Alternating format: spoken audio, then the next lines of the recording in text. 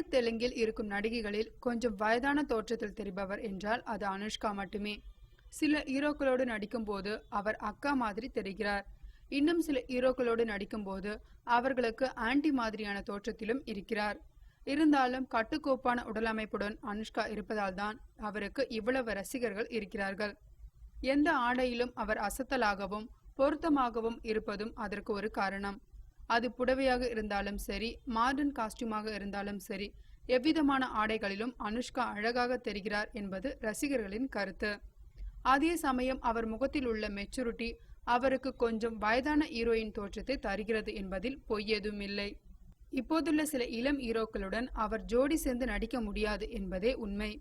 சமீபத்தில் ஹைதராபாத்தில் உள்ள ராமோஜி பிலிம் சிட்டியில் அனுஷ்கா நாயகியாக நடித்து வரும் ருத்ரமாதேவி படத்தின் படப்பிடிப்பு நடைபெற்று வருகிறது.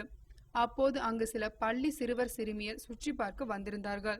அவர்களில் சிலர் அனுஷ்காவை ஆன்டி என்று அழைத்தார்களாம். அதனால் அனுஷ்கா கோபப்பட்டு வருத்தமடைந்து விட்டதாக சொல்கிறார்கள். சிறுவர் சிறுமியர் தன்னை அக்கா என்று அழைப்பதை அனுஷ்கா எப்படி எதிர்பார்க்கலாம்? அவர்கள் எல்லாம் ஆன்டி என்றுதானே அழைப்பார்கள் என்று அங்குள்ளவர்கள் கமெண்ட் அடித்திருக்கிறார்கள்.